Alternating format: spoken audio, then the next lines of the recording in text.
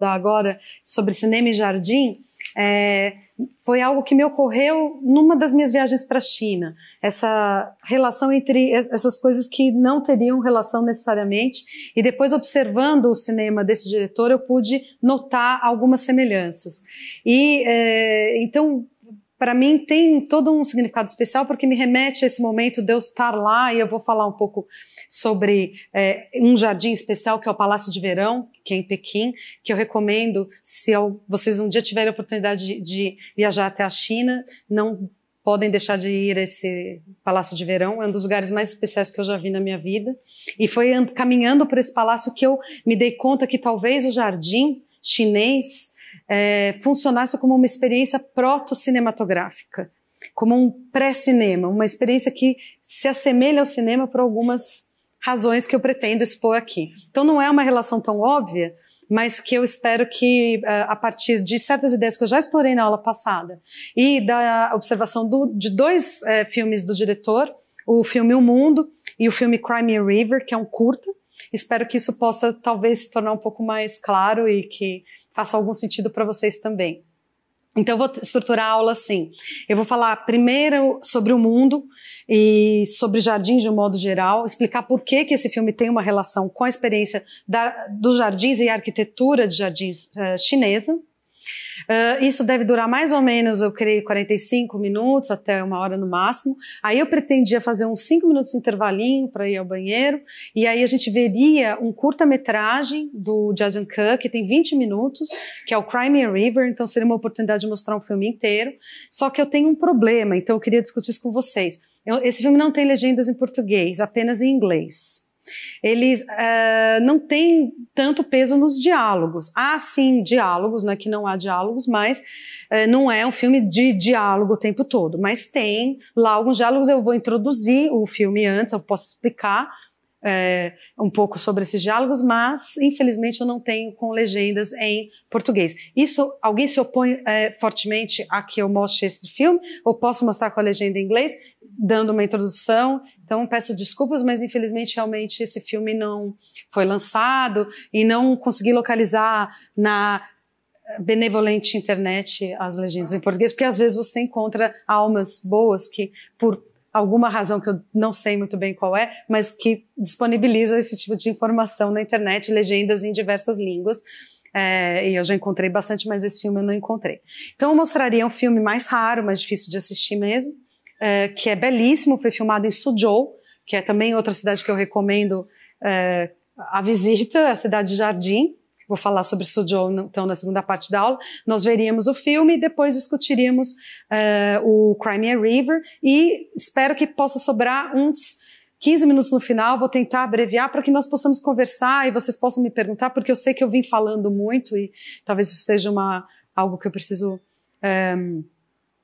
resolver para próximos cursos, porque às vezes eu tenho muita ânsia de dar muita informação e falar muita coisa e não sobra muito espaço para os nossos debates. Então eu vou tentar hoje abreviar e não falar demais e deixar uns 15 minutos no final para que vocês possam me dar um retorno também e a gente possa discutir, eu responder algumas dúvidas em geral sobre os filmes que a gente abordou, tá bom? Palácio de Verão. O Palácio de Verão fica em Pequim.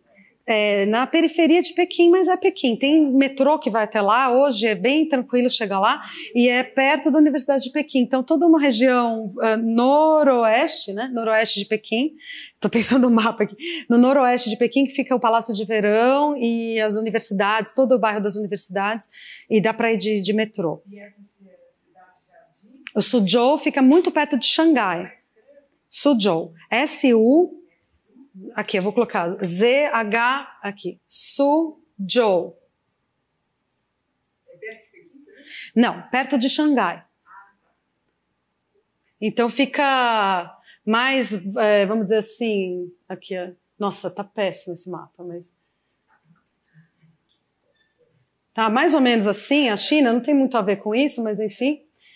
Pequim fica aqui e Xangai fica aqui, né? E aqui é o Oceano Pacífico, quer dizer, aqui é o Japão, né? Taiwan, né? Tem nada a ver isso aqui.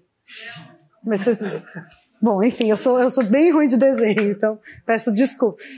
Mas depois eu tenho até um mapa aqui num dos PowerPoints, a gente pode olhar.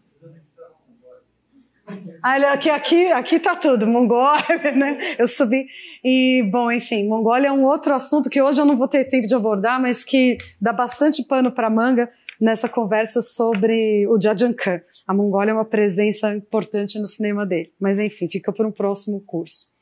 Então, eu vou falar para vocês sobre o filme O Mundo, de 2004, que é o primeiro filme que o diretor faz com o aval do governo chinês. Acho que eu falei isso já para vocês, mas repetindo, ele faz os 3 primeiros filmes, então, na clandestinidade, na província dele, e vai para Pequim e finalmente consegue a aprovação do governo de um roteiro que ele tinha escrito, inspirado nesse espaço que eu vou explicar qual é, que é um parque chamado O Mundo, e ele consegue, então, filmar com até apoio financeiro do governo e de alguns estúdios dentro da China, além dos seus financiadores normais de Hong Kong, Japão e França.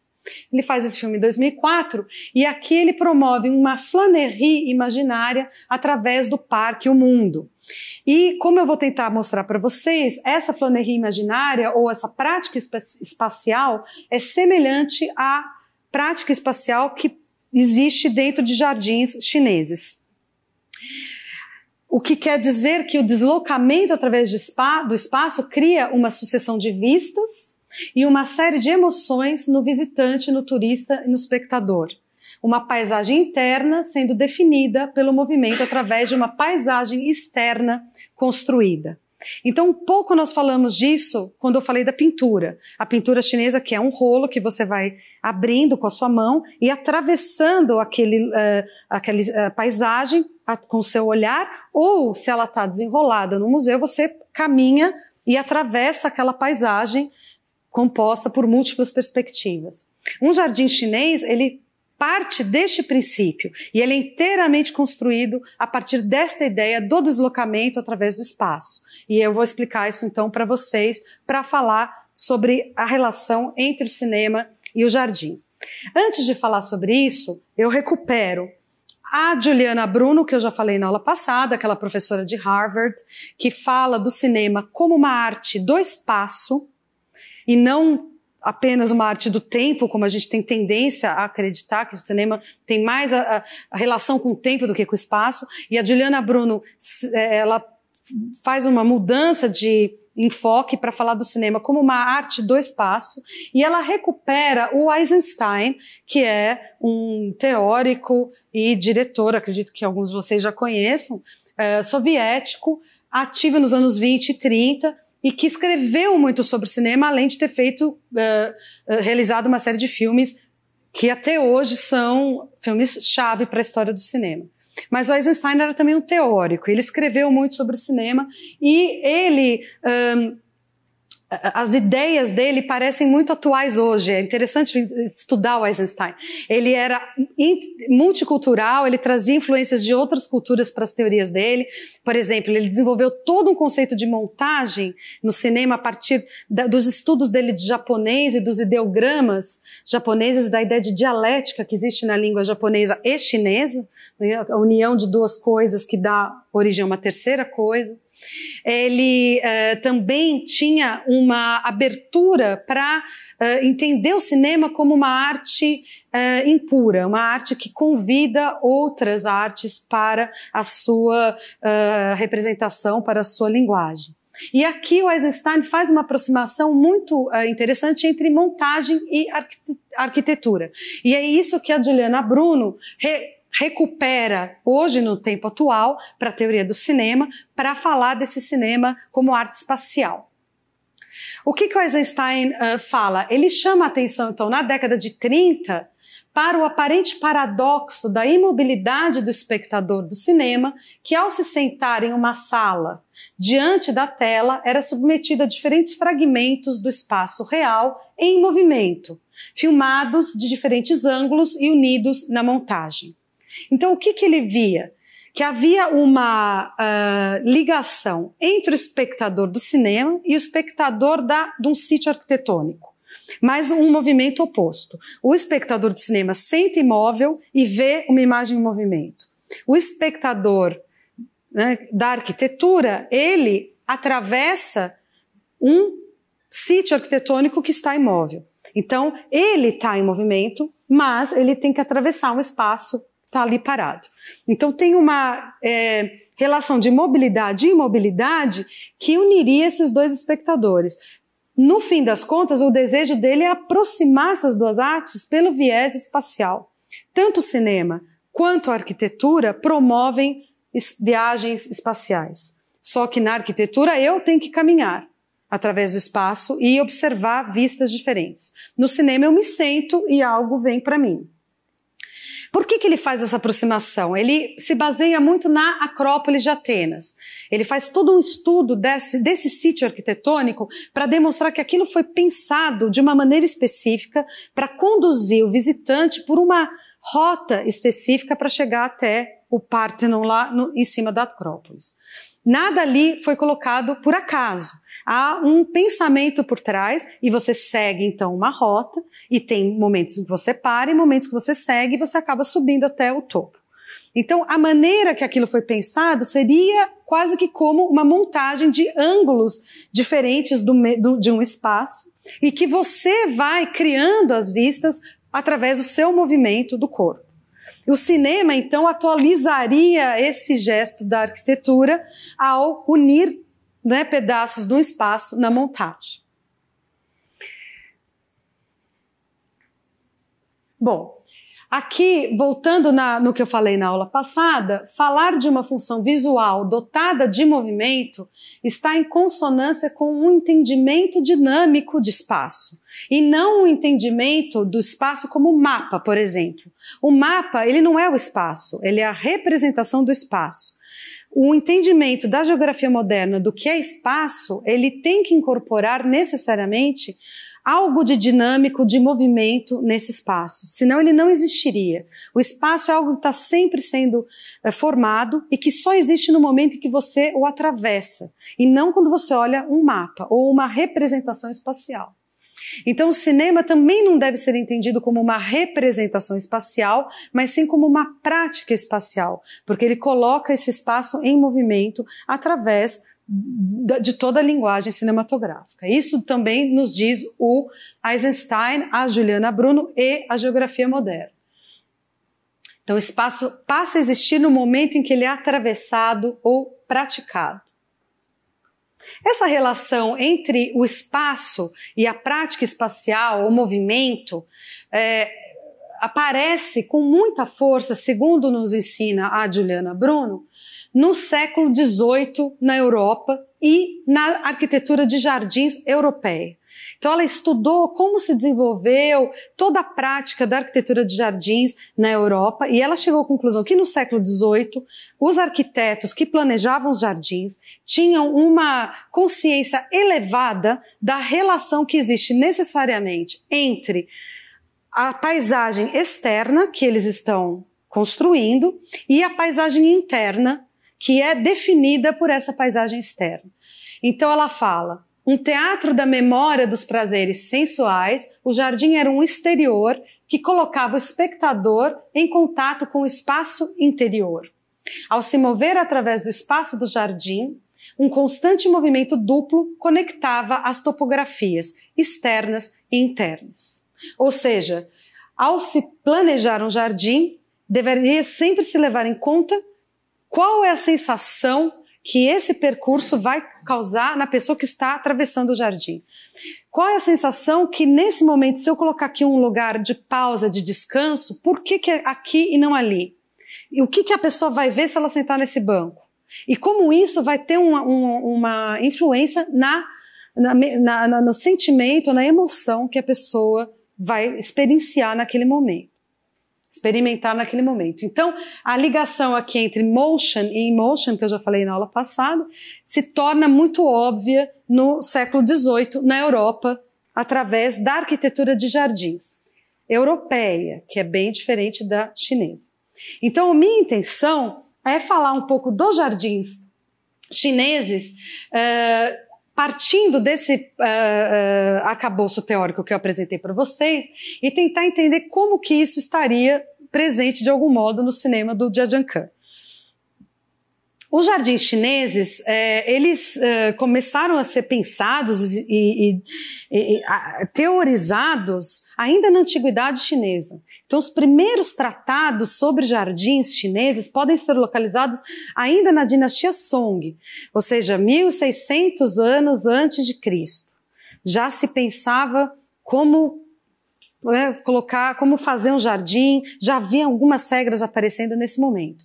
Mas será apenas na dinastia Ming, que isso já é 1300, por aí, século XIV, século XV, e na dinastia Qing, que vai até 1912, que é o ano da proclamação da República da China, serão nessas duas dinastias que a arte da jardinagem chinesa vai adquirir força, autonomia e se tornar algo que se assemelha à pintura chinesa dentro do panteão, digamos assim, das artes chinesas. Então, os jardins que eu vou analisar aqui com vocês são jardins que remontam às dinastias Ming e Qing, e jardins imperiais que ainda sobrevivem na China, pertencem a esses dois períodos cruciais na história do país.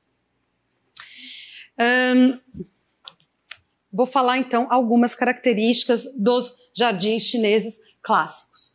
Há características básicas a despeito das variações. Então, é lógico que há uma série de tipos diferentes de jardins na China, e não caberia aqui a nós ficarmos aqui falando muito sobre isso, mas, por exemplo, em Suzhou, que é a cidade jardim, que é onde se passa o filme que nós vamos ver, lá tem um museu da jardinagem, muito interessante, porque lá eles mostram evolução da arte da jardinagem, da arquitetura, perdão, de jardins, tipos diferentes de estruturas que aparecem quando aparecem, então tem todo um estudo muito aprofundado sobre isso na China. Mas aqui nós vamos simplificar, claro, para falar daquelas características que nos interessam para falar do cinema. Então, algumas características básicas a despeito das variações. A arquitetura de jardins chinesa, ela tem algo que difere muito de outras experiências, que é o fato dela ser conceitual. Então, as montanhas, os lagos, as plantas, todas as construções e os espaços que são formados entre as construções, eles não criam somente um ambiente natural e construído, como também uma atmosfera espiritual. Se vocês se lembram da aula passada, eu falei que os principais elementos da pintura chinesa são montanha e água, Shan Shui Hua. No jardim chinês, a montanha e a água também ocupam um espaço central. E a montanha e a água aparecem no jardim chinês sempre feitas pelo homem. Elas não podem estar lá, elas devem ser construídas. Então o que geral se faz é, cava-se um buraco, constrói a montanha e no buraco o lago. O gesto de construir é condição para que você possa chamar aquilo de jardim. Se a montanha já está lá, não vale. O arquiteto ele tem que chegar num lugar e construir uma montanha e construir um lago. Porque no momento que ele está construindo isso, ele não está simplesmente construindo uma montanha e um lago. Ele está, obviamente, fazendo referência ou aspirando a características que, segundo a tradição confucionista, se relacionam a esses elementos, como, por exemplo, a benevolência humana e o conhecimento. Então, são características que se relacionam à montanha e à água. Construir montanhas e lagos em um jardim é aspirar a essas características. No momento da construção, você aspira àquilo, ao que o Confúcio teria associado a esses elementos. E como eu falei na aula passada, o taoísmo tem outras associações com montanha e água dentro daquela concepção dual de mundo, yin e yang, homem e mulher, montanha, lago, mas sempre pensando naqueles elementos que unem essas coisas. A nuvem, por exemplo, os espaços vazios que unem os elementos dentro do pensamento filosófico chinês. Então, o taoísmo também atribui à montanha e à água características. Então, construir é essencial dentro de um jardim. Não usar o natural, mas sim construir. Então, os arquitetos, eles buscam tanto o simbólico quanto o pitoresco quando eles construem o lago, a montanha e as ruas, pavilhões e avenidas que vão fazer os percursos através desse jardim. Aqui eu coloquei 2 fotos, ali é um quiosque, aqui um pavilhão. São tipos de edifícios comuns em jardins chineses. Mais importante ainda para nós, isso voltando também para a pintura chinesa, são os modos de apreciação dos jardins chineses. Pois o arquiteto, ele deve levar sempre esses modos de apreciação em consideração. E há 2 modos, o modo estático e o modo dinâmico. No modo estático, como é que ele pensa o modo estático? Ele deve localizar dentro do jardim edifícios que ele pensa muito bem onde ele vai colocar, para que as pessoas possam se sentar dentro desses edifícios e apreciar a vista. Então eles devem estar estrategicamente posicionados para que no momento que você chegue no edifício X, você tenha a vista Y, que é diferente de outro edifício e de outro edifício. Por exemplo, ali à esquerda embaixo, eu coloquei uma foto da Torre da Fragrância do Buda. É essa torre aqui que vocês estão vendo bem no centro da fotografia. Essa torre fica no Palácio de Verão, é o ponto mais alto, você vai subindo, quase morre, chega lá em cima, 1000 escadas depois, você consegue chegar até o topo da Torre da Fragrância do Buda. E de lá você tem uma vista absolutamente deslumbrante do Palácio de Verão. Aquela torre foi colocada lá e pensada com todos os andares dela, para que ela pudesse proporcionar uma experiência espacial para o visitante daquele jardim. E isso, claro, se a gente for pensar que se tratava de um jardim imperial e a corte então frequentava esse jardim no verão, o imperador frequentava, havia sempre um desejo de elevar o espírito, ou de um poeta se inspirar por aquela vista e escrever um poema, ou ter algum pensamento filosófico. Então isso na China sempre foi muito cultivado, essa ideia de uma corte feita de artistas, de filósofos e poetas e pintores e pessoas que tentavam se melhorar ou ter algum tipo de iluminação através da arte. Isso é muito característico da corte chinesa, principalmente durante o período do imperador Qianlong, que eu vou comentar mais para frente. Por outro lado, há o modo dinâmico, que é o modo predominante numa experiência de jardim chinês. Então, o modo dinâmico segue rotas que podem ser sinuosas, ou seja, vai para cima, vai para baixo, vai de um prédio para o outro, da montanha para o lago, através de corredores e janelas que emolduram a vista. Então, tudo isso também é pensado e repensado de modo a proporcionar vistas diferentes. Quando você caminha por um jardim chinês, por um percurso que já é traçado, você tende a seguir todas as rotas que estão traçadas no jardim e que tem pedras ou corredores ou seja lá o que for, você tem diante de você uma vista e você se aproxima um pouco da experiência da pintura em rolo. No momento que você atravessa, você vê aquele lago, aquela montanha ou uma paisagem que lembra muito a pintura de paisagem chinesa, com elementos em comum. Até aqui tudo bem? É interessante pensar que a arquitetura de jardim chinesa e o cinema se encontram no primeiro cinema chinês ou nas primeiras décadas da história do cinema chinês. Então, o cinema ainda silencioso. E quase que como uma confirmação desta afinidade que eu venho tentando estabelecer entre a arquitetura de jardins e o cinema.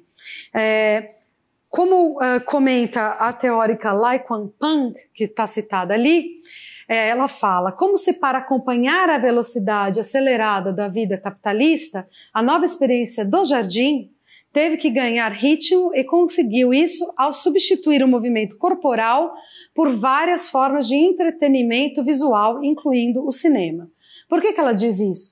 Porque as primeiras sessões de cinema na China ocorriam quase sempre dentro de jardins e dentro de casas de chá localizadas dentro dos jardins. Então, como o que ela comenta é que quase haveria uma substituição dessa experiência do fruir um espaço, atravessar um espaço da pessoa através de todas as rotas e torres e tal, isso seria substituído pela experiência de você ir até um jardim, mas se sentar. E diante de você, as imagens em movimento, então, seriam projetadas. Então, quase que aquela relação que o Eisenstein faz e que aparece aqui de forma interessante, já que, como vocês sabem, no início do cinema, ele não encontrou imediatamente cinemas ou prédios destinados a mostrar filmes, mas sim, ele entrou nos Estados Unidos e na Europa no mundo do circo, do vaudeville, dos parques de diversão, e na China, como isso não era algo que existia da mesma maneira que no Ocidente, ele entrou no jardim e nas casas de chá dentro dos jardins. E se aproximou muito da ópera também chinesa nesse momento. Isso é um outro curso, na verdade. Então aqui tem apenas uma imagem de casas de chá, e ali como eles chamavam o cinema naquele período ainda como peças de, como se fala, teatro de sombras ocidental, porque o teatro de sombras é uma arte é uma arte tradicional chinesa. Aliás, eu recomendo fortemente para vocês um filme do diretor Zhang Yimou. Eu falei para vocês, ele é da 5ª geração, vou até colocar aqui, porque é um filme que, para a gente entender um pouco mais a China, pensar a China numa perspectiva, não essa que eu estou trazendo aqui do Jia, mas um pouco um panorama histórico, e para vocês também terem a oportunidade de ver um filme da 5ª geração, não da 6ª, eu recomendo esse filme que se chama Tempo de Viver. Alguém já viu esse filme? De 1994, do diretor Zhang Yimou. E ele faz um percurso, ele é um melodrama, que conta a história de uma família, mas desde o período da Guerra Civil, antes da Guerra Civil, então vamos dizer assim, ainda na Primeira Guerra, não, na Segunda Guerra Sino-Japonesa, ou seja, final da década de 30 e durante a Segunda Guerra Mundial, até o fim da Revolução Cultural. Então ele acompanha uma família e, paralelamente, os acontecimentos históricos que marcaram o século XX na China. Então você vai acompanhando essa história. Mas por que eu lembrei desse filme e recomendo que vocês... Porque esse filme foi lançado no Brasil, tem em DVD, tem com legenda.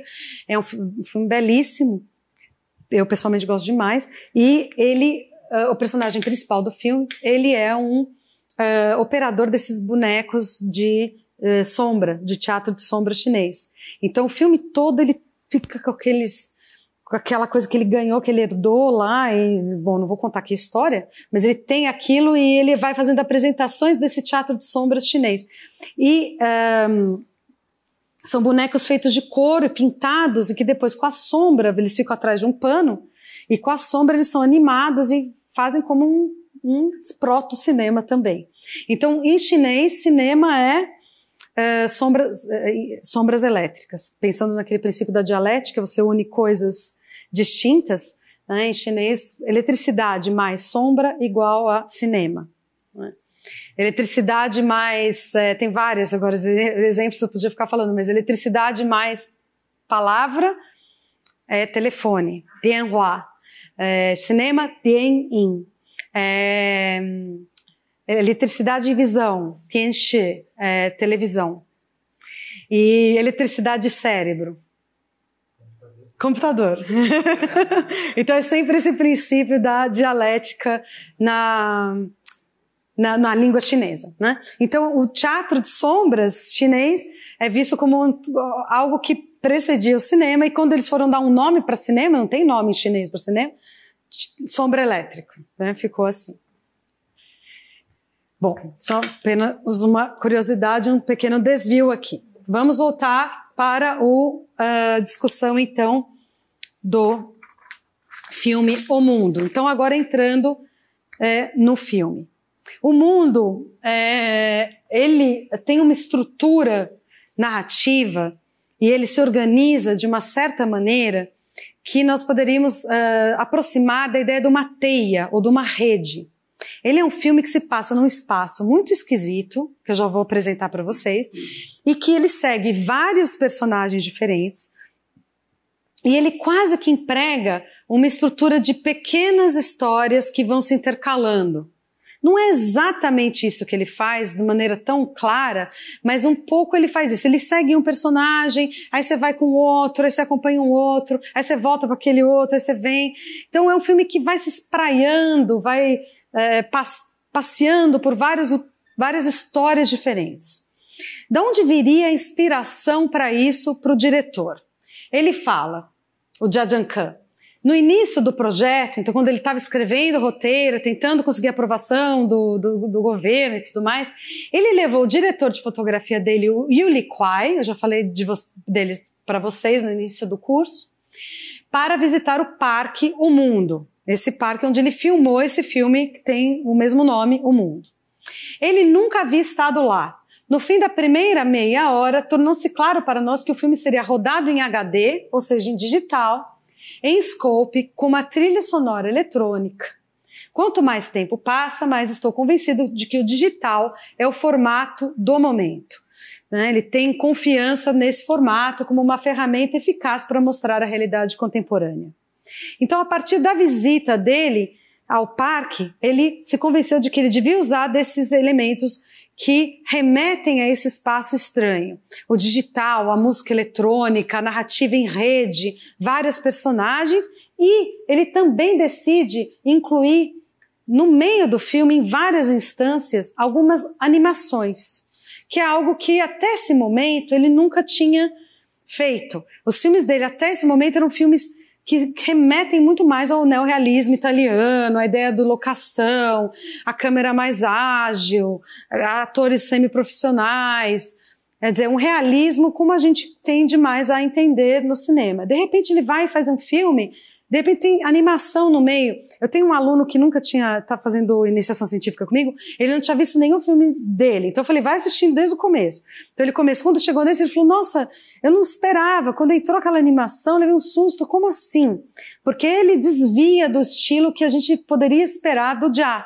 A gente esperaria um diretor que ficasse naquela coisa da locação, Aqui ele está em locação, está com os atores que ele tem hábito de trabalhar, mas ele parte por ele faz uma outra proposta aqui.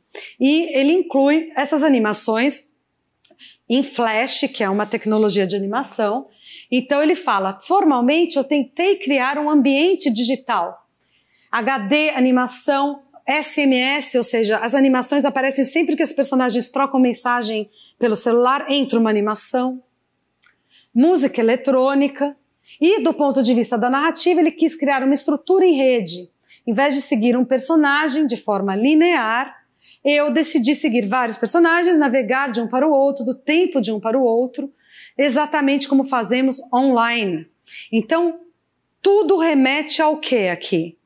Online, internet, digital, música eletrônica, animação, narrativa em rede. Um parque que, eu vou falar agora para vocês do que se trata, tudo remete ao contemporâneo, à experiência de hoje na China. Então, para explicar de onde vem essa inspiração para ele, a gente precisa pensar aonde ele filmou esse filme. O slogan desse parque, que fica em Pequim, também fica nos arredores de Pequim, também dá para chegar de metrô. Mas, obviamente, se vocês forem para Pequim um dia, eu sugiro que vocês privilegiem o Palácio de Verão e não o Parque O Mundo. Mas o Parque O Mundo, para quem tiver bastante tempo sobrando, vale a pena ir também. O slogan do parque é um tanto quanto ousado, não é? Dê-nos um dia, eles mostraremos o mundo. Então, trata-se de um parque com mais de 200 reproduções de monumentos arquitetônicos do mundo todo, reduzidos a 1/3 da sua escala natural. Então você vai no Parque O Mundo, você passeia pela Notre Dame, Piazza São Marco, a Opera House de Sydney, você vai andando, e interessante até as próprias Torres Gêmeas de Nova York ainda estão lá de pé em Pequim. O Brasil, eu vou contar um segredo para vocês. O diretor, ele filmou em 2 parques, na verdade. Então ele assim, para todo mundo, todo lugar que vocês forem ler, ele vai falar lá, Parque O Mundo de Pequim, Parque O Mundo de Pequim. Na verdade, ele filmou em 2 parques diferentes.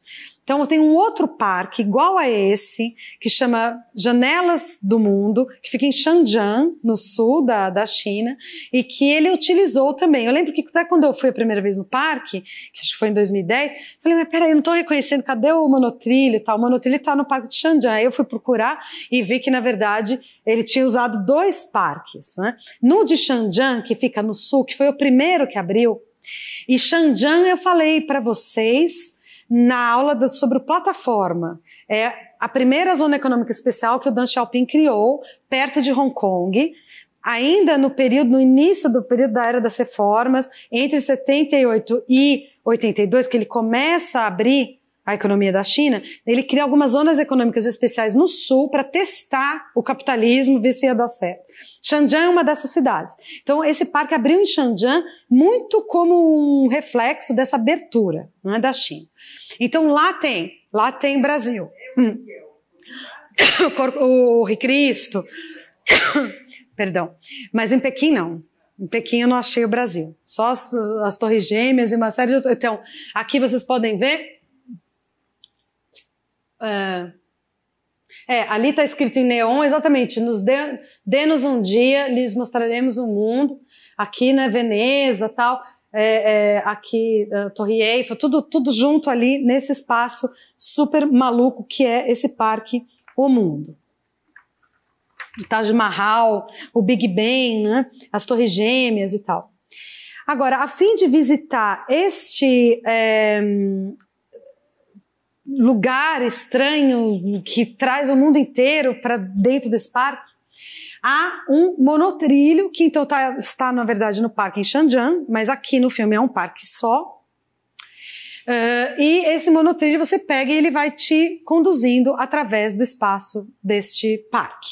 Então agora eu queria mostrar o início do filme, desde o início até o final da sequência de créditos, e peço que vocês prestem atenção no tipo de organização espacial que ele vai promovendo desde o início do filme, então.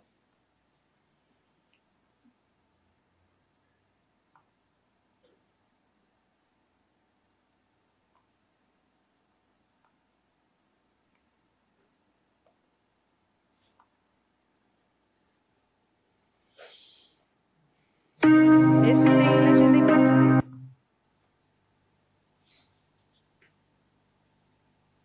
Eu comprei em Portugal, não saiu no Brasil.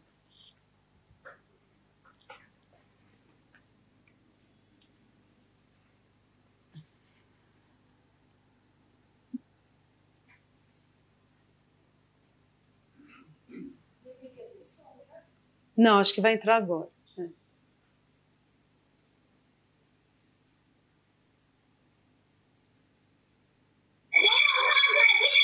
Bom, acho que está com problema no som. Mau contato do fio, né? Pronto. Deixa eu só fazer uma observação. Eu não sabia, por isso que eu vou falar. Eu não sei se todo mundo sabe, band-aid, como esparadrapo, né? Em português de Portugal.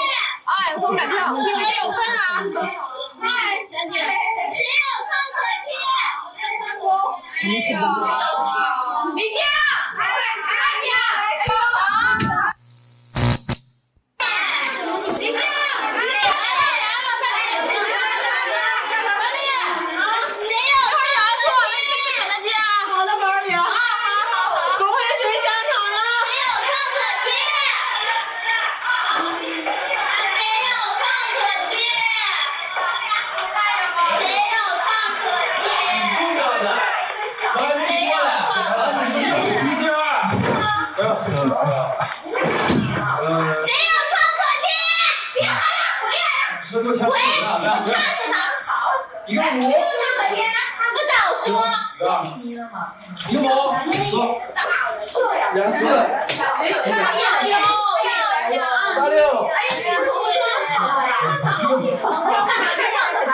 勾。哎呀，来，看往前来。你看到了吗？还2个。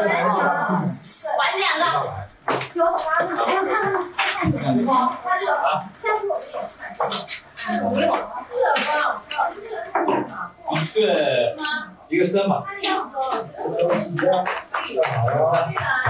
烦死了！拉面开了！哎呀，我也穿的是啦。快看，小贝，我猜也是。哪里又坏了？我怎么了？你们弄吧啊，这样快点。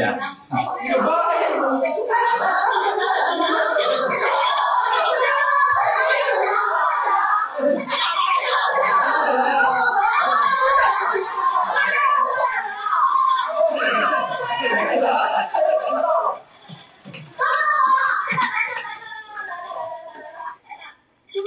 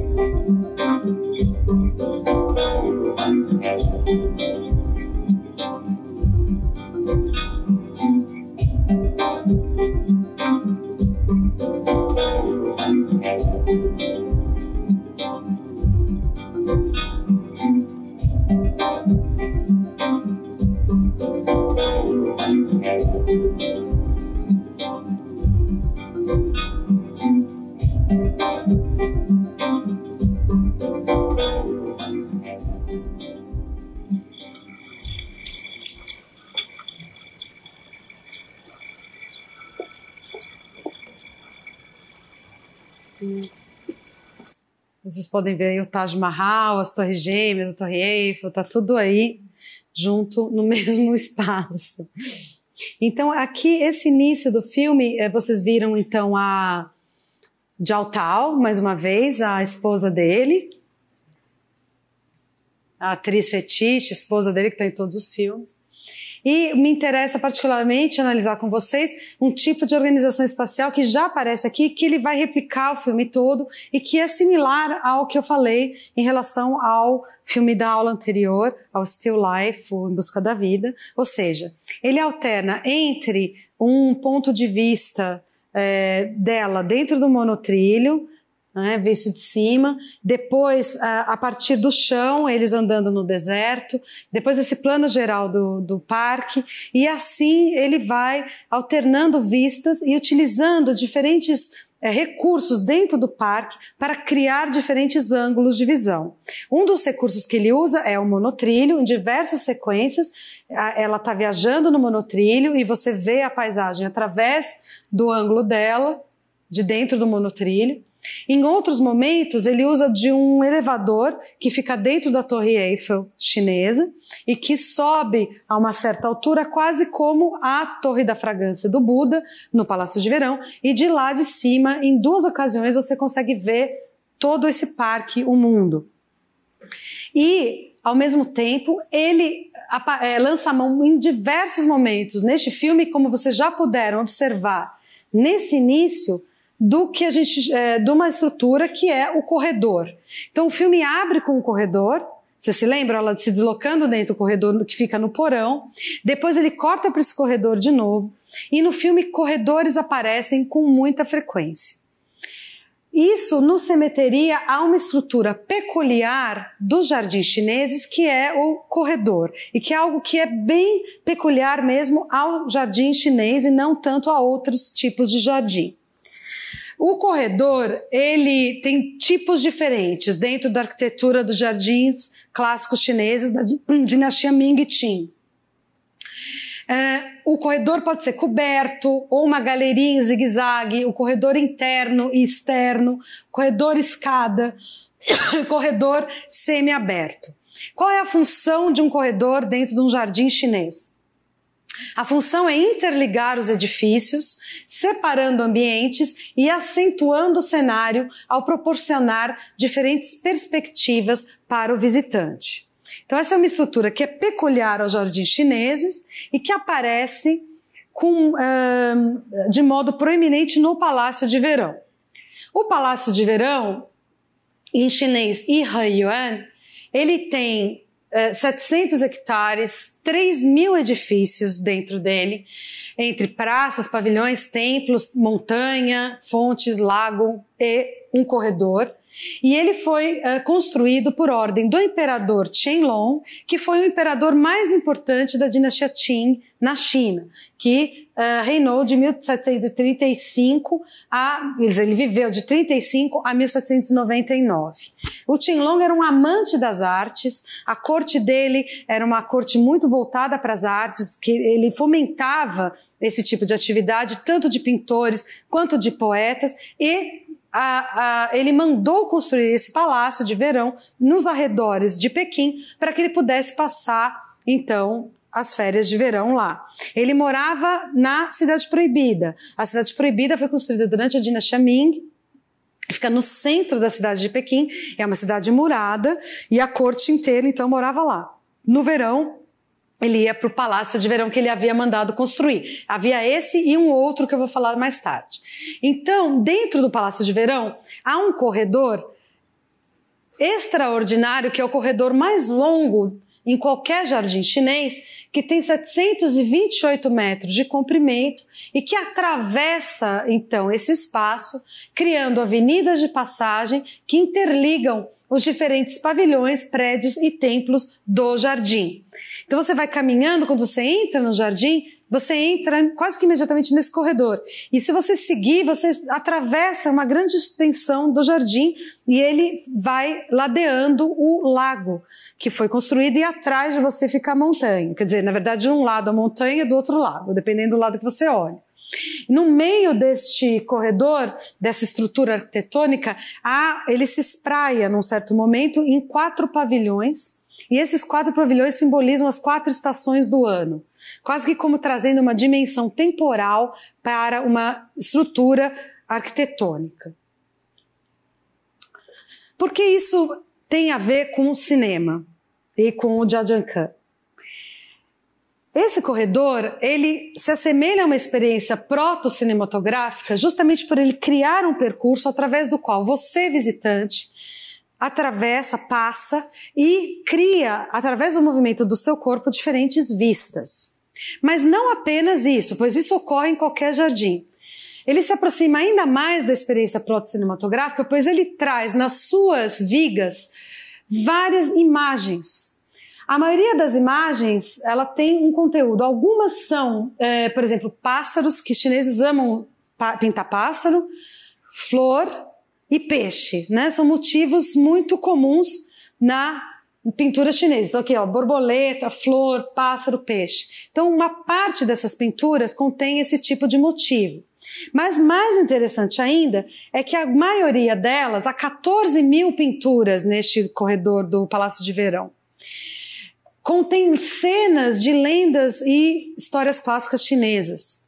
Então, em cada uma daquelas vigas, vocês podem ver aqui, lateralmente, no momento que você vai caminhando, você vai vendo cenas de contos tradicionais chineses ou histórias clássicas chinesas. Então, lá tem uma série de histórias pintadas nessas vigas.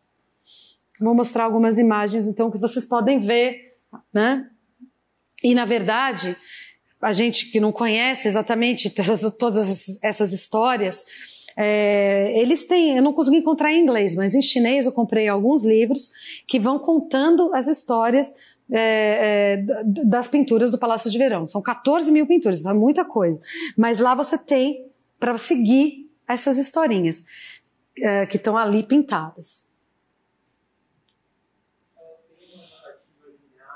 Então, algumas delas, elas têm 5, por exemplo, 5 quadros, não é? Ou 10 quadros, e aí muda para uma outra história.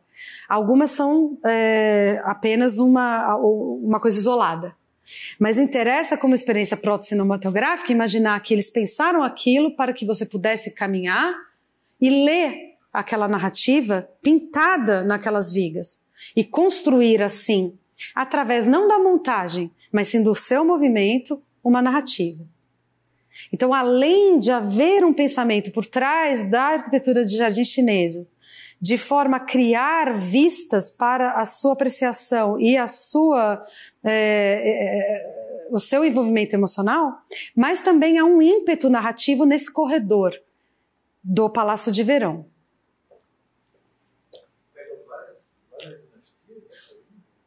As histórias, desde lendas as mais antigas até coisas mais, quer dizer, não recentes, né? Mas sim, abarca uma gama gigantesca de histórias, lendas, romances, sabe, todo tipo de história, mitos, tem muita coisa.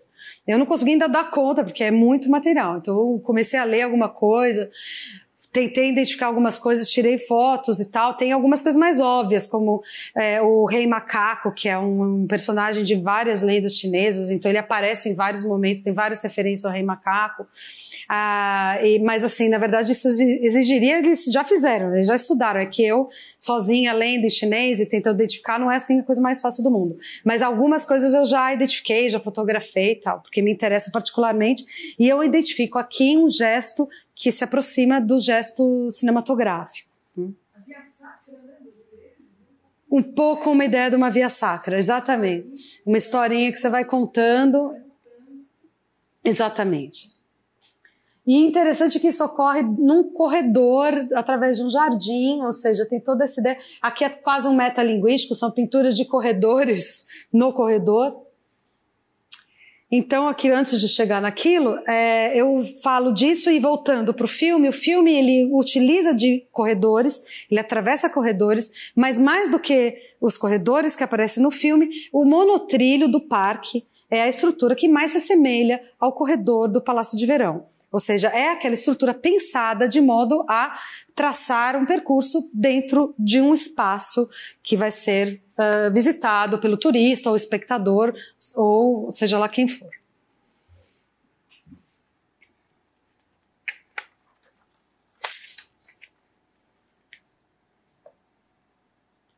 Agora, além do monotrilho, outros veículos em movimento aparecem com frequência no filme. Há sequências dentro de ônibus, por exemplo, atravessando os arredores do parque. Há todo também uma sequência dela viajando atrás de uma caminhonetinha aberta. Então, ele incorpora uma série de veículos em movimento para fruir esse espaço, para aproveitar esse espaço. Mas, ao mesmo tempo, o uso de veículos nesse filme aponta para algo que seria uma tensão entre a mobilidade e a imobilidade. Porque ao mesmo tempo que há uma ilusão, digamos assim, de imobilidade dentro deste espaço, eles estão lá presos dentro deste espaço de algum modo neste filme. O filme trata de histórias de trabalhadores do parque. Esses trabalhadores são migrantes internos que vieram de lugares distantes da China para trabalhar lá, como dançarinos, como seguranças, como seja lá o que for, e que moram lá dentro, em alojamentos, ficam lá o tempo todo. E, na verdade, a sensação que esse filme nos traz, um pouco como em plataforma, é de algo fechado, de algo que está ali preso. E a ideia de mobilidade que poderia haver no monotrilho, nessa câmera que vai para cima e vai para baixo e que atravessa corredores, e nesses veículos em movimento, tudo isso aponta para uma contradição. Então, nenhuma presença seria mais simbólica do que um avião que também é parte das atrações do parque. Esse fica em Pequim, um avião realmente de verdade antigo que quebrou, não funciona mais há muito tempo, e que fica lá para que você possa visitar e ver como é que estar dentro de um avião. Ou seja, você não precisa nem sair de Pequim para ver o mundo, e você não precisa nem entrar num avião de verdade para viajar, porque basta você entrar nesse avião que fica lá parado e você vai ter a experiência da viagem sem sair do lugar, né? Então você vai, aquela foto ali eu que tirei do avião. E, de modo interessante, eu notei que no Palácio de Verão já havia um barco de mármore. Então, signos muito fortes da tensão entre mobilidade e imobilidade, que é típica da China hoje. Né? Um barco de mármore que está ancorado para sempre no Palácio de Verão, no lago. Um avião ancorado nesse parque, o mundo, que não sai do ar. Eu iria mostrar para vocês a cena do avião, mas não vai dar tempo, então eu vou abreviar para que a gente possa ver o outro filme inteiro, né?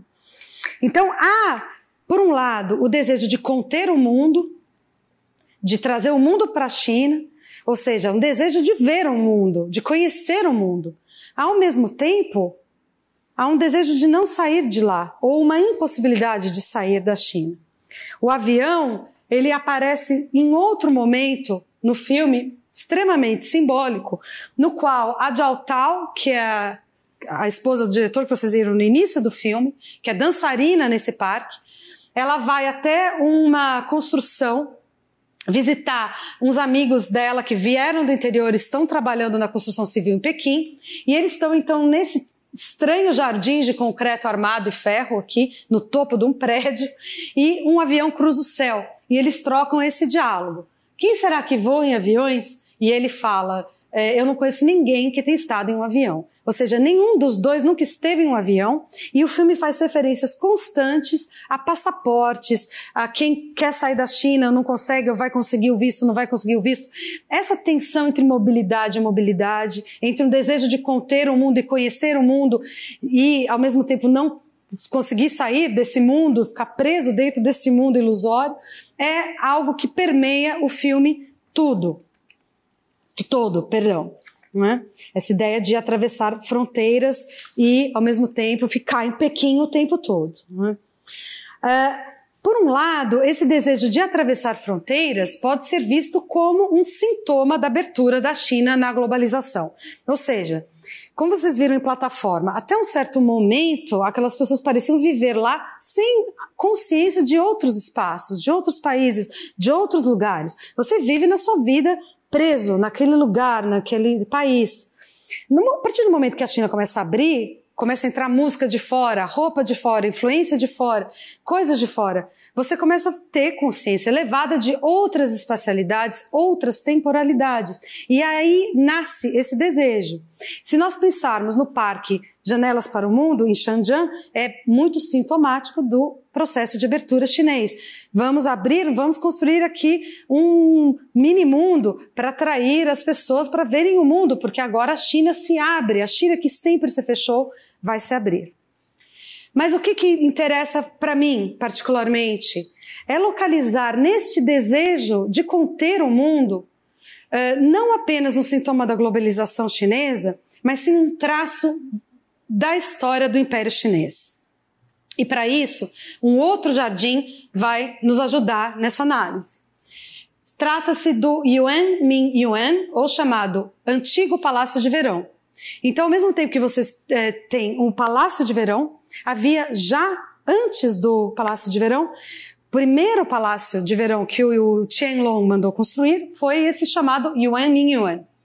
O Yuan Ming Yuan era uma obra absolutamente impressionante, um jardim que continha diversos jardins dentro dele, e que foi construído a partir da ideia de trazer partes diferentes da China para Pequim. Então o Qianlong, ele mandou uma série de artistas, pintores, arquitetos viajar pelo país e trazer para ele reproduções, pinturas de paisagens da Mongólia interior, do Tibete, do sul da China, do meio da China, e reproduzir isso na forma de pequenos jardins dentro de um grande jardim imperial. Esse jardim foi absolutamente destruído pelas tropas anglo-francesas na Primeira Guerra do Ópio e foi arrasado. A arquitetura chinesa, ela é toda em madeira. Vocês veem esses prédios, é tudo cerâmica e madeira. Você bota fogo, aquilo acaba. O que sobrou disso? E vejam aqui, eu trouxe até uma citação do Victor Hugo, que falou, mesmo todos os tesouros de todas as nossas catedrais não se comparam a este museu suntuoso e magnífico do Oriente.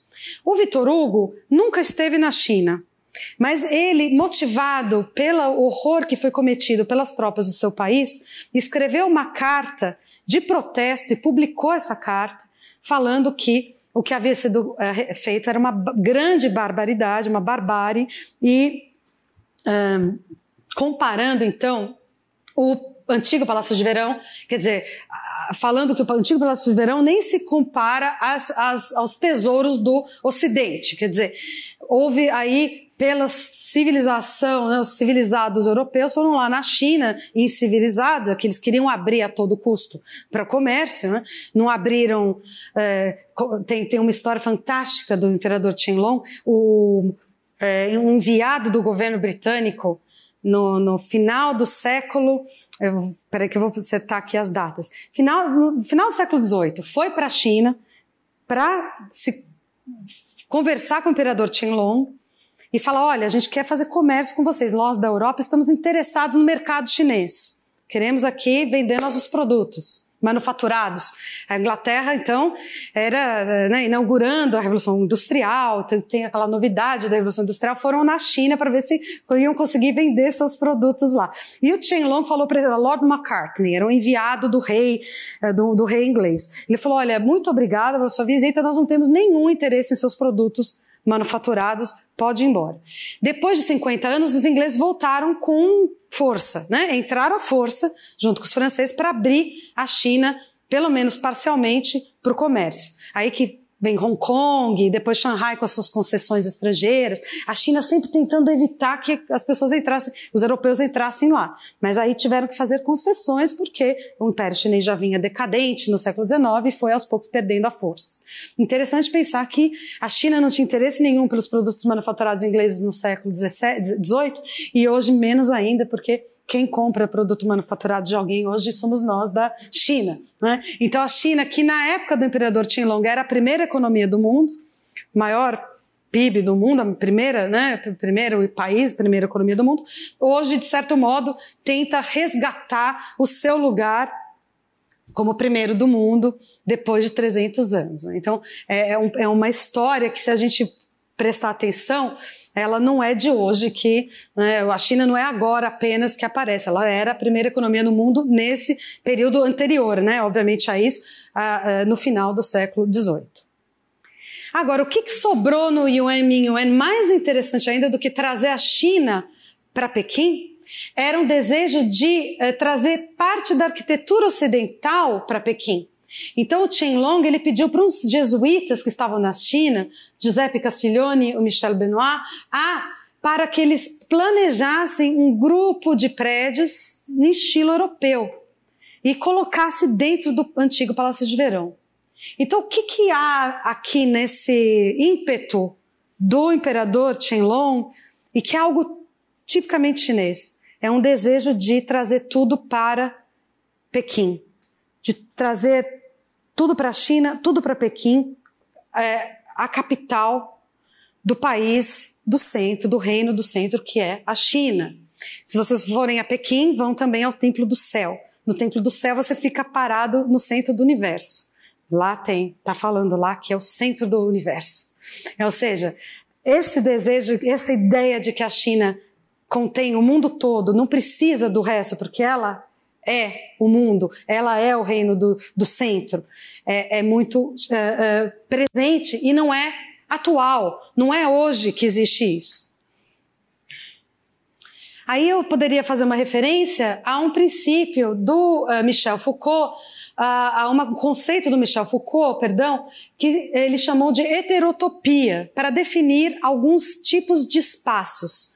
E entre os princípios que o Michel Foucault elenca para as heterotopias, ele fala da ideia de justapor em um só lugar real vários espaços, vários posicionamentos que são em si próprios incompatíveis. Talvez o exemplo mais antigo das heterotopias seja o jardim. Ele diz: não se pode esquecer que o jardim tinha no Oriente significações muito profundas, como que sobrepostas. O jardim tradicional dos persas era um espaço sagrado que devia reunir dentro do seu retângulo 4 partes, representando as 4 partes do mundo, com um espaço mais sagrado ainda que os outros, que era como um umbigo, o centro do mundo em seu meio, e ali que estava a taça e o jato d'água. E toda a vegetação do jardim devia se repartir neste espaço, nessa espécie de microcosmo. O jardim é a menor parcela do mundo e também a totalidade do mundo. Então, partindo da ideia de heterotopia do Michel Foucault, nós poderíamos fazer uma aproximação entre duas heterotopias. O Yuan Mingyuan, com seu desejo de conter a China inteira e o mundo, reproduzindo monumentos arquitetônicos e paisagens de diversos lugares diferentes dentro do mesmo espaço, e o Parque O Mundo de Pequim, que traz monumentos do mundo todo para um espaço apenas. E que, ao contrário do que nós poderíamos supor, não é um traço da abertura chinesa apenas, ou da globalização chinesa, mas sim um traço de um império habituado a construir muralhas, a se isolar, a que a todo custo tenta evitar qualquer presença estrangeira ou a entrada de qualquer povo que não seja aquele que está lá dentro, o povo chinês, que ocupa o reino do centro e o centro do mundo. Então, o desejo de conter o mundo, ele está expresso na arquitetura de jardim chinesa e na sua atualização, que é o Parque O Mundo de Pequim. Então, mais uma vez, fazendo uma referência à história, o diretor consegue imprimir um gesto político para um comentário sobre a China contemporânea, a China da globalização, a China da abertura econômica. É um artigo dele que chama Outros Espaços. Em português foi traduzido como Outros Espaços, você sabe? Acho que é isso mesmo. Mas é um artigo que deve estar em algum livro de coletânea, que eu tenho ele. Eu acho que está no Ditos e Escritos. Foi publicado. Mas ele foi publicado originalmente como um artigo mesmo, né? E depois ele foi incluído em alguma coletânea. Muito bem, a partir daqui eu não vou fazer os comentários sobre o Lambator, só para a gente fazer, antes de fazer um intervalinho, aí eu vou testar o som para mostrar o filme. Além da China hoje ter essa tendência de conter o mundo nesses parques, há todo um estudo muito interessante que pode ser feito a partir dessa ideia das cópias arquitetônicas, e que ali tem um livro muito bacana que chama Original Copies, Architecture Mimicry in Contemporary China, daquela estudiosa Bianca Bosker. E aqui eu trouxe algumas imagens para vocês verem o que a China tem feito hoje nesse desejo de trazer o mundo para a China, que parece mais forte ainda do que qualquer desejo de sair da China. Então vejam aqui a estação central de Amsterdã, né, original, e a sua cópia na China. A Piazza San Marco, né, em Veneza, né, a real e a chinesa ali do lado esquerdo. Uma vila inteira da Áustria que eles copiaram, então uma cidade inteira foi copiada. Aqui é Veneza, original, em cima, recriada na China, na cidade de Itália. Veja, isso aqui também é em Shenzhen, eu acho, se não me engano. A Champs-Élysées, aqui, olha que beleza, a Torre Eiffel, tá tudo aí. Não há necessidade de sair da China para conhecer o mundo.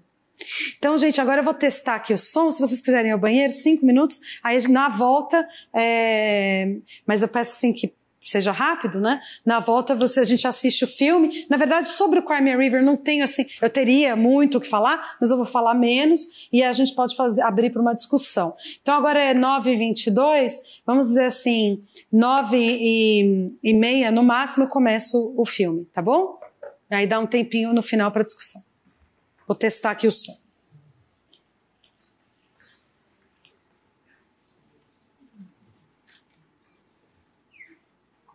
Enfim, esse é um filme então de 2008, é um curta-metragem que ele realizou com a Zhao Tao, a esposa dele, o Wan Hongwei, que é o ator dele desde o Xiao, que nós vimos no Xiao, no Plataforma, é o colega dele de escola, que colabora com ele até hoje.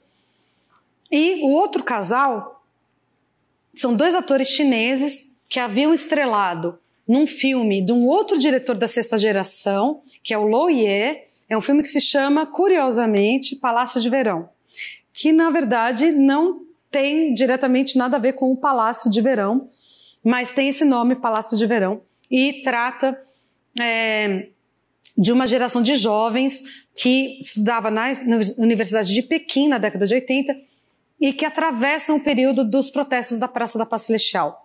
E é um filme que foi ultra proibido na China, não apenas pelo seu conteúdo político, quer dizer, ele trata dos protestos e do massacre da Praça da Paz Celestial, mas também pelas cenas de sexo, um tanto quanto ousadas, principalmente dentro do padrão chinês de censura. Então o filme foi censurado e esse casal de atores ficou um pouco maldito dentro da China.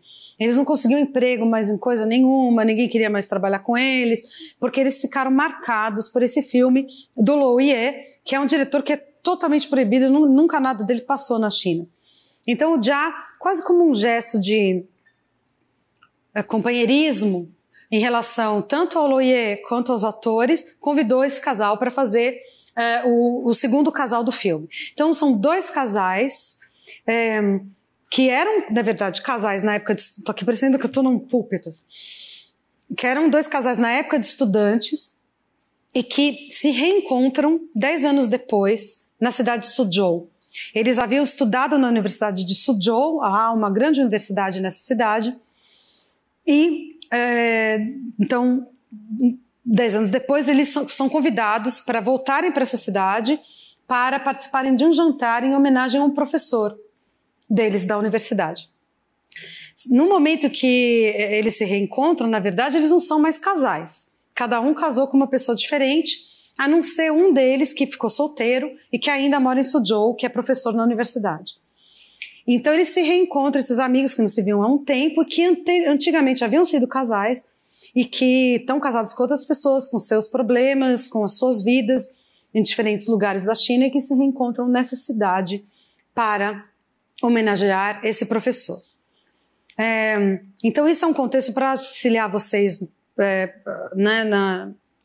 para quem tiver um pouco mais de dificuldade, às vezes, com o inglês, para ler as legendas. E o que eu queria falar também é sobre a cidade de Suzhou, rapidamente. A cidade de Suzhou é conhecida como a cidade-jardim. Ela é uma cidade que lembra Veneza, na Itália. Ela é toda feita de canais e jardins. Diz a lenda que o Marco Polo teria se sentido em casa quando ele chegou em Suzhou. E há um ditado que o Marco Polo depois levou para a Europa, que diz algo como: acima o céu e na terra Hangzhou e Suzhou, que são essas duas cidades lindíssimas perto de Xangai, que se destacam pela beleza, pelos jardins, pelos canais, pelos lagos, por toda uma paisagem natural também muito bonita. Suzhou tem o maior número de jardins numa cidade chinesa. A maioria dos jardins são preservados, são totalmente preservados e são patrimônio mundial pela Unesco, ou seja, eles são protegidos e abertos à visitação também. É uma cidade belíssima, um dos principais destinos turísticos da China. Então eu queria discutir com vocês depois rapidamente, depois a gente assistir o filme, por que ele teria localizado essa história de 4 amigos que se reencontram depois de um tempo, em outro momento da vida deles, por que nessa cidade?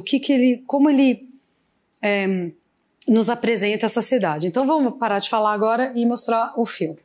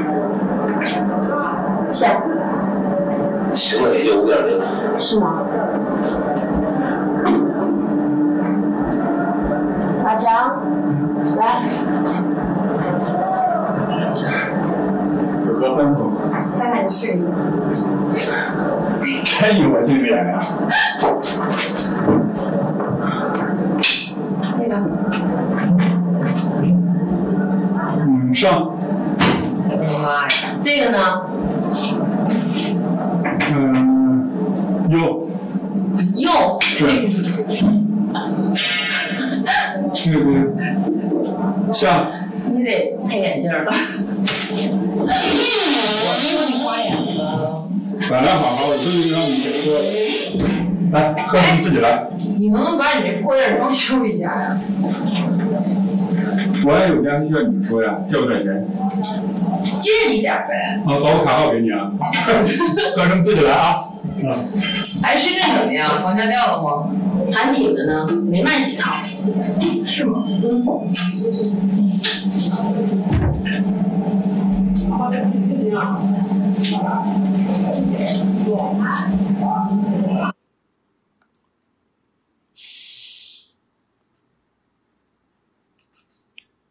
Mas ao invés de eu seguir com os slides, porque a gente está com o tempo apertado, eu vou fazer alguns comentários e abrir para perguntas. Então, como vocês puderam observar, esses antigos casais se reencontram para esse jantar, e nesse jantar há um diálogo significativo. Não sei se vocês compreenderam bem, mas o professor que apresenta os seus antigos alunos para aquele senhor que está patrocinando aquela comemoração, fala, eles foram meus alunos e eles escreviam poesias, eles editavam, esse aqui era o editor da revista A Nossa Geração, que teve um número apenas, e aquele senhor fala, puxa, eu me lembro da sua revista. Eu também fui estudante, eu também fui um jovem em Wuhan, na Universidade de Wuhan, e depois eu fui para os negócios, para a área de negócios. Né? Então aqui já há uma indicação de alguma coisa que vai se relacionar com uma sugestão que o filme, a meu ver, faz. Depois nós temos aquela cena em que eles voltam para o prédio da universidade, eles vão jogar mahjong, acho que vocês puderam observar a parede verde, né, metade verde, típica da China, e aí eles começam a discutir diferenças geracionais, a nova geração, as crianças estão muito avançadas, quer dizer, fazendo referência ao fato deles estarem velhos, ficando velhos, enfim. E aí a cena na água, naquele barco, os 4 juntos primeiro e depois os 2 antigos casais separadamente. O primeiro casal no barco, navegando pelos canais da cidade, e num diálogo no qual ele diz que sonha com ela até aquele momento, há 10 anos depois que nós nos formamos, você é a única mulher com quem eu sonho, e ela, casada, falando que às vezes se sente como se o marido fosse um completo estranho ao lado dela.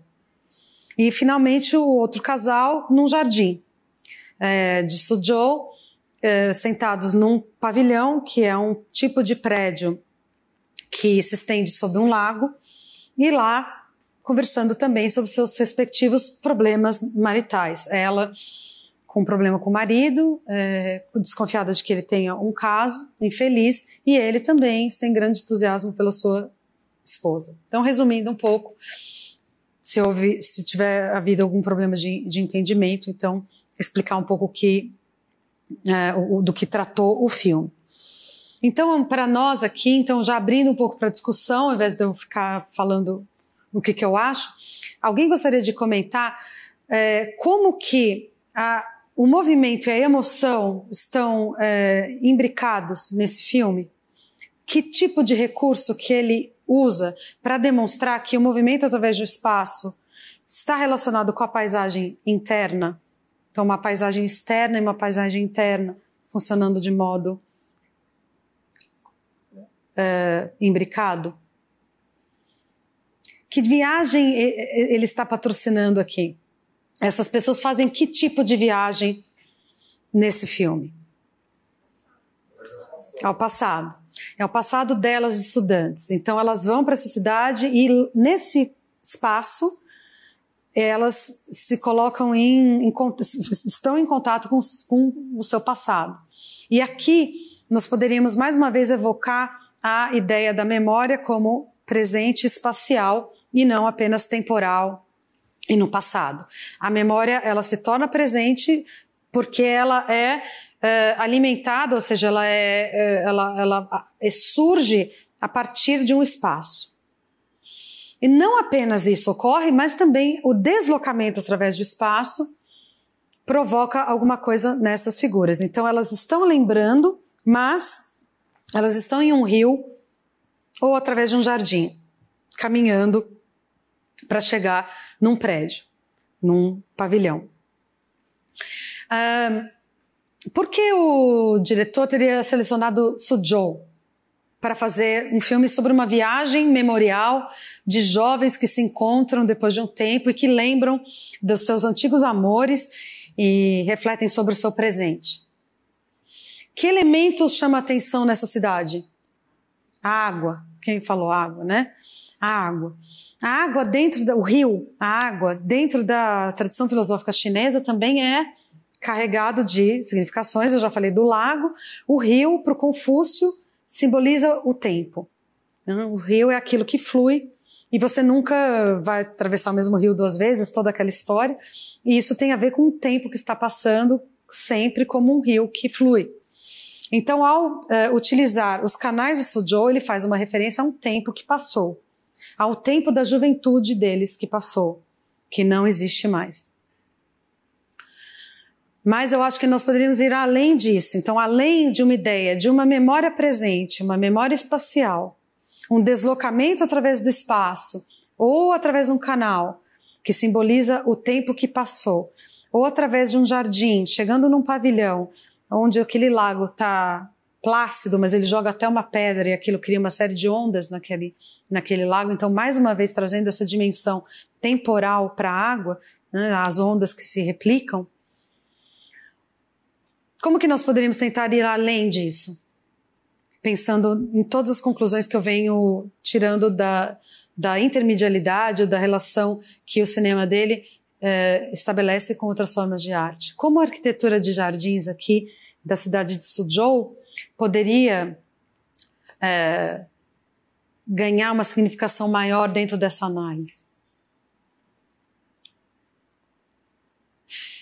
Alguém quer lançar alguma ideia?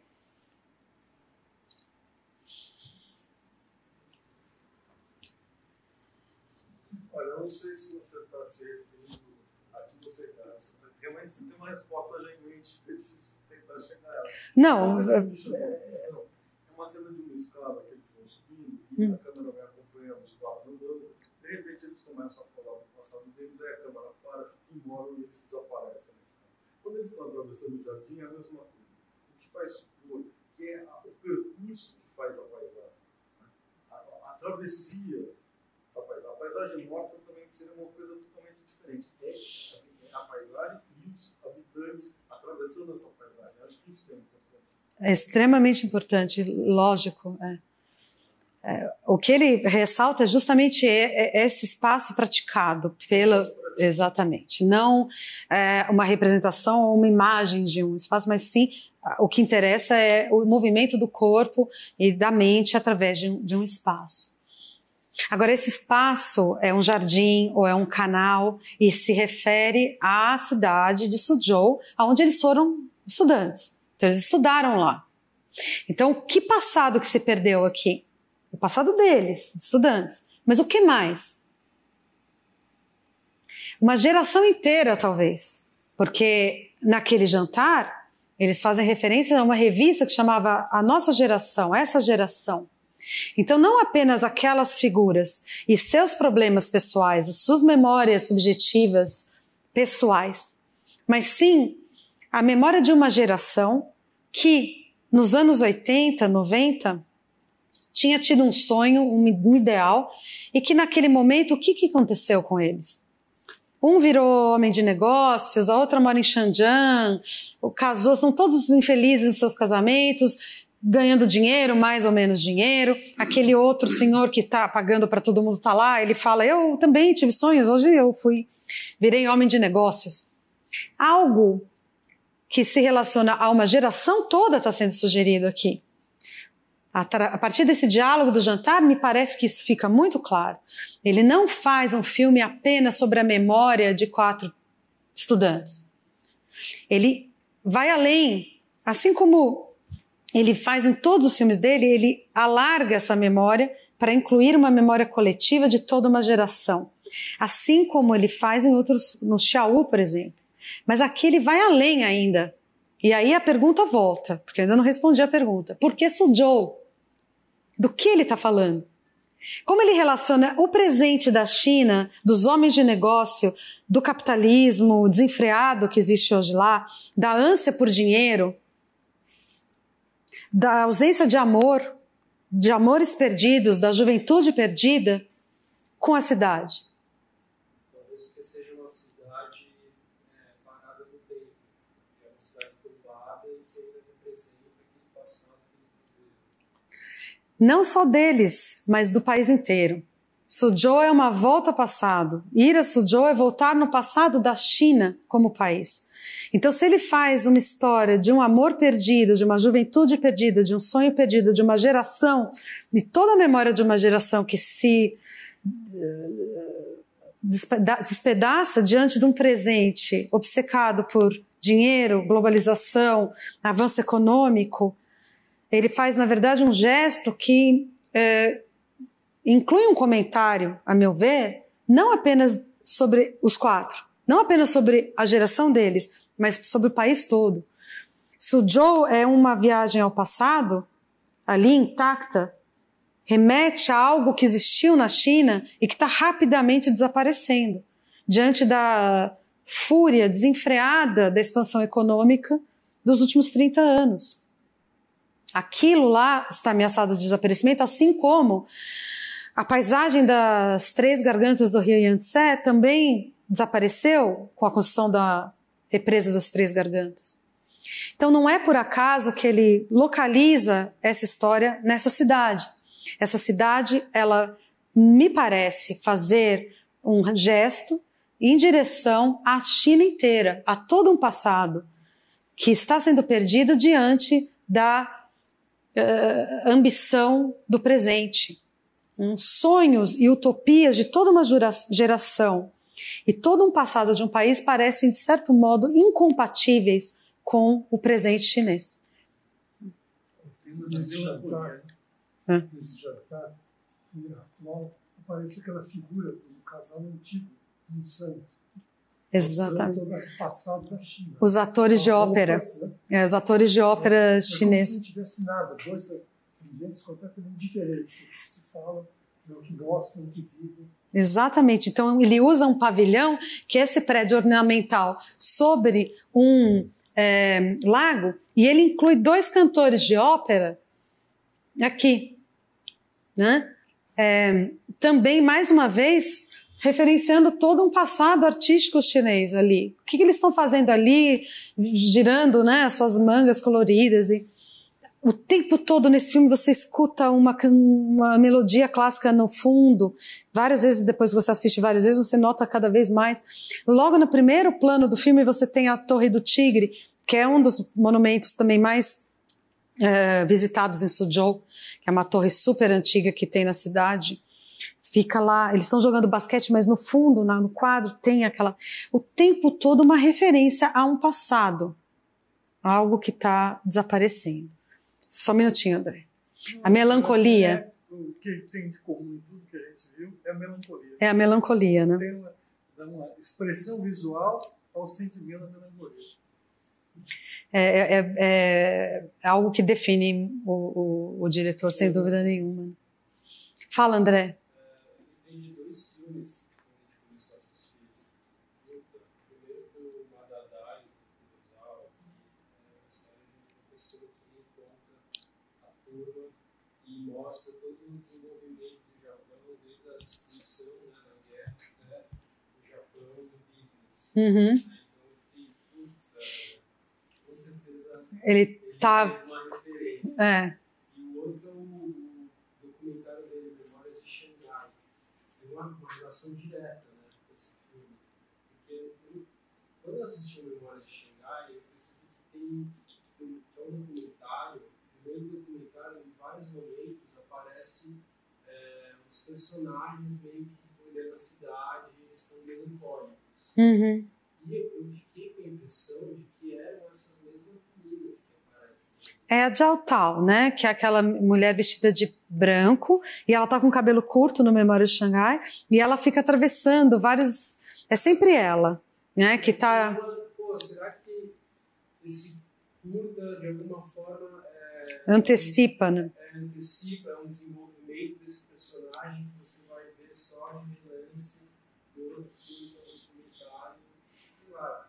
Tem uma relação, porque ela tá de branco, ela tá com cabelo curto nos dois filmes e ela faz esse gesto de atravessando um espaço, né? Então, pode ser que tenha, assim, uma relação aí. Tem um negócio do Memória de Xangai, não sei se é exatamente, não sei se é essa cidade que ele vai, mas tem uma parte do Memória de Xangai, que é um lugar muito parecido com essa cidade, não sei se é essa cidade ou não, aproximar a Xangai, né? Mas ele vai no lugar onde é o assistente que acompanhou o Antonioni quando ele foi para a China. Então, aquela é uma casa de chá que fica em Xangai, fica no centrão de Xangai, e é super bonita, é um jardim, e tem essa casa de chá no meio do lago do jardim. E no China do Antonioni, ele filma lá, né? Tanto que o Jia mostra, né, algumas cenas. Então ele escolhe entrevistar aquela figura, aliás, uma entrevista absolutamente sensacional, né? É uma figura que acompanhou o Michelangelo Antonioni durante a feitura do seu documentário na China, ainda durante a Revolução Cultural. E esse chinês, então, foi designado para acompanhar. Ele entrevista ele dentro dessa casa de chá que lembra esse pavilhão, né? Essa arquitetura, pavilhão incrustado ali no meio do lago. Mas isso aí é em Xangai, na cidade mesmo. Então tem um uso, mais uma vez, da arquitetura de jardins. Aqui ele usa até plasticamente para esculpir, né? A imagem está esculpida por esse telhado super elaborado, né? Ele faz o tempo todo aqui nessa imagem o uso assim de um mise-en-abîme, né? São várias camadas. Aqui é difícil entender, mas tem uma janela com reflexo e vários reflexos que parecem induzir a memória, a lembrança, as cortinas, os reflexos, essa iluminação, tudo parece induzir uma atmosfera de lembranças e memórias, né?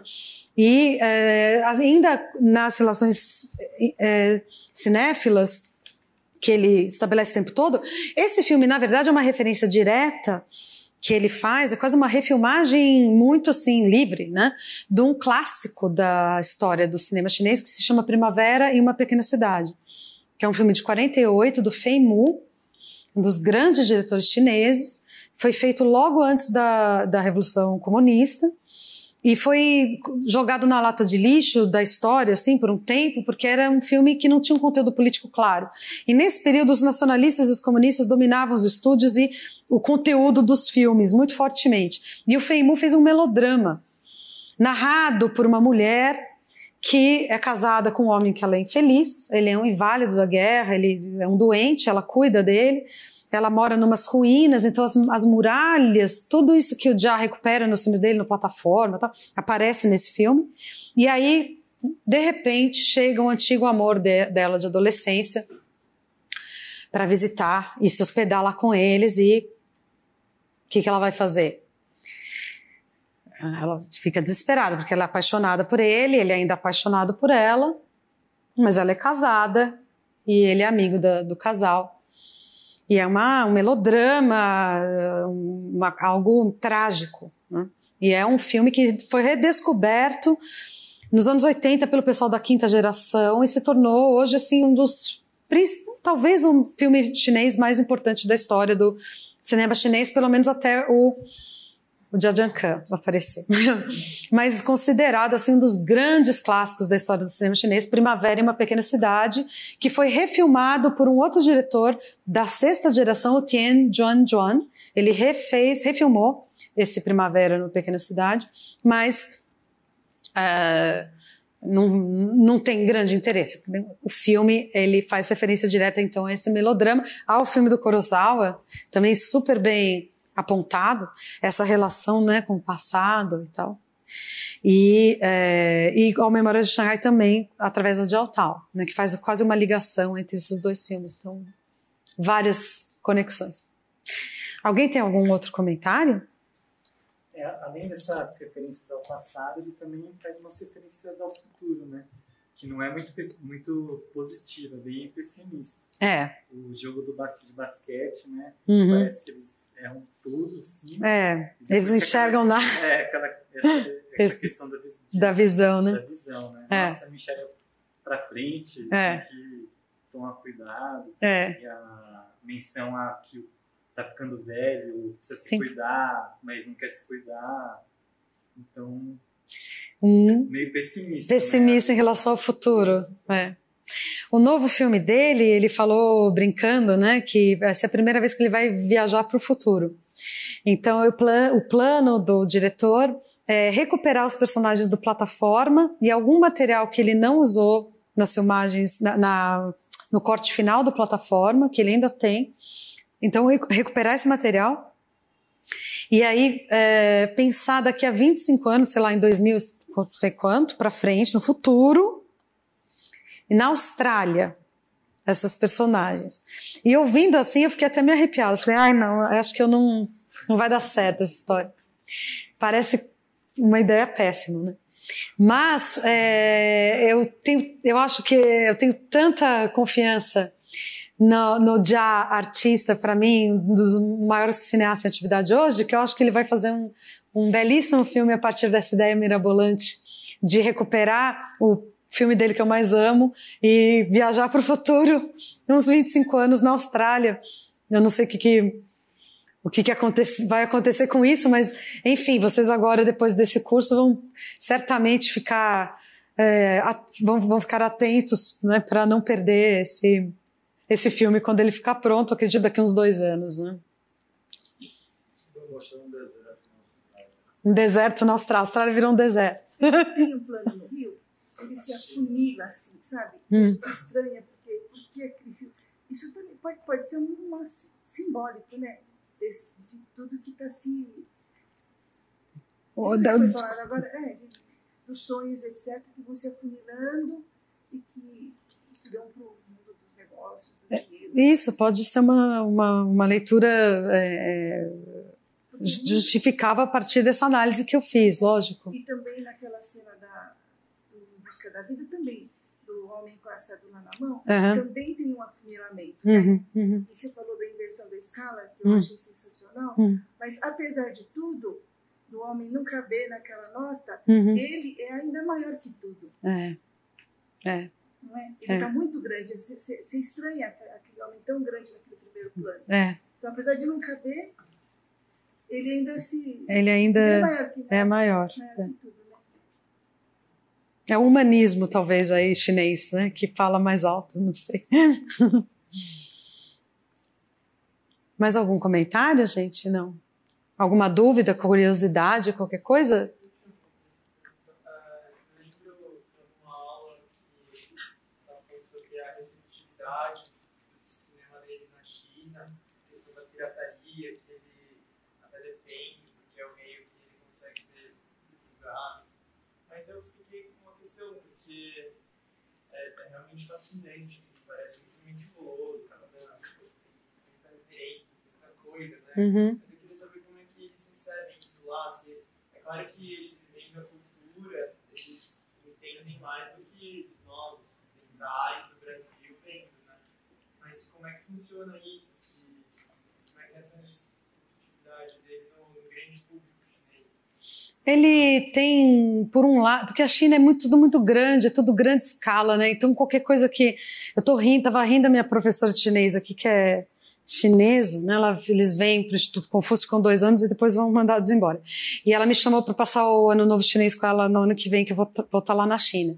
E ela falou, mas a minha cidade é uma cidade pequena, é perto de Wuhan, mas é uma cidade pequena, mas eu tenho certeza que você vai gostar e tal. Aí eu fui olhar, Wuhan tem uns 12 milhões, mais ou menos. A cidade dela tem 4 milhões e meio.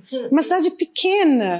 Quer dizer, é uma questão de escala complicada na China. Então, assim, pensando nisso, ele é uma figura que, por um lado, tem uma popularidade, ele é uma pessoa, assim, que é ouvida, olha, durante as filmagens lá do documentário do Walter Salles, ele deu uma masterclass na CAFA, que é a Central Academy of Fine Arts de Pequim, uma escola de artes incrível. Tinha, assim, dentro 1.500 chineses e fora uns 2.000 esperando para entrar.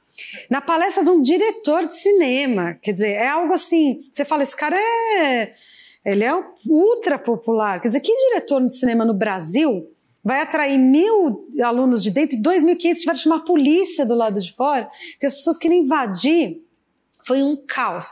Então, partindo disso, e se você olhar, ele tem 16 milhões de seguidores no Weibo, que é o Twitter chinês, 16 milhões de seguidores, é muita gente seguindo ele no Weibo, os postzinhos dele. Ao mesmo tempo, o que são 16 milhões de estudantes na China, entendeu? Lá tem 1 bilhão, 300... Então, assim, tudo a gente tem que pensar em termos de escala. no grande público, não assiste os filmes dele, não sabe quem que é Jia Khan, não nada. O público universitário das capitais, por exemplo, em Pequim, andando na rua com ele, aparecem umas pessoas que reconhecem ele. A gente estava no Parque O Mundo, tinha umas meninas gritando, Jia Laoxi, professor Jia, chamam ele de professor. Então, assim, tem isso em Pequim. Agora, eu tenho certeza, bom, na cidade dele, óbvio, mas se ele for para qualquer outra cidade interior, ninguém vai saber quem que ele é. E ninguém viu os filmes dele. E desses 16 milhões de seguidores, talvez uma parcela menor, muito menor ainda tenha visto, de fato, os filmes dele. Então, ele é um tipo de diretor que nunca vai, por mais que ele queira, nunca vai atingir grande público, ele não faz cinema para grande público, e ele é um tipo de diretor, como diversos outros, que, apesar de não ter um enorme público comercial, ele é visto por uma parcela menor, mas na China e no mundo inteiro. Então, no final das contas, ele tem um público gigante no mundo, que o cinema comercial chinês, que tem 500 milhões de pessoas que vão assistir, tem lá um chinês que faz filme agora, tem o maior público da história do cinema. Porque é óbvio, na China, ele atrai 300 milhões, sem exagero. Agora, esse cara a gente nunca vai ver. É cinema, comédia romântica, chinesa, comercial, do mesmo jeito que os filmes comerciais brasileiros não viajam bem para o exterior. Então você pega filme da Globo, vai mostrar na China e ninguém vai achar nada daquilo. Entendeu? Aqui tem um público para isso, faz bilheteria. Lá também, o cinema dele nunca vai ser esse. Então ele tem um público, mas é um público universitário, de artistas, nas capitais, é algo limitado. Né? Agora, ele tem muitas atividades, ele escreve para revistas, ele faz comercial, ele dá entrevistas, ele dá opinião sobre as coisas, fala no Weibo, blá, blá, blá. Então ele se torna um tipo de figura pública, que é conhecida por esse lado. Ele é até ator, ele é ator de uns filmes até mais comerciais, ele foi ator de uns 2 filmes. E daí o pessoal fica louco na internet sobre, Jia Laoxi, mas nem viram os filmes dele, entendeu? Então, é algo com que ele vai ter que conviver, e assim como outros grandes artistas. Tem um público só no mundo gigante, no mundo todo, mas comercial menor. O quê? A televisão. É estatal, Total estatal, é tudo CCTV. Por enquanto ainda é tudo estatal. E outra coisa que me chama a atenção, eu tenho assistido os filmes chineses oficiais, digamos. Assisti em 1911. Eu não vi, não. É a história da proclamação da República Chinesa. Sim. É interessante, no final, quer dizer, o cinema desse nosso diretor, ele está na contramão, né, do Partido Comunista Chinês. Que o término do filme diz assim, que agora o Partido Comunista Chinês está realizando o sonho do Sun Yat-sen. O Mao Tse-tung ia morrer, virar no túmulo. No túmulo, pois é. Quer dizer, agora é que eles vão recuperar um sonho republicano. Então, nesse sentido de que ele mostra um passado que não tem jeito, né? E eles estão, e agora parece que o Partido Comunista não quer matar o passado, recupera o Sun Yat-sen, que é o fundador do Kuomintang, que era inimigo do Partido Comunista, e agora como um herói. Como um herói, né? Que coisa, né? E é isso que dá Ibope, né? Assim, ultranacionalista. Né? Esse nacionalismo é ainda muito... Incomoda. Perigoso. Perigoso. Já deu, né? Então tá, muito obrigada pela presença, e depois eu vou colocar meu e-mail aqui se alguém quiser entrar em contato.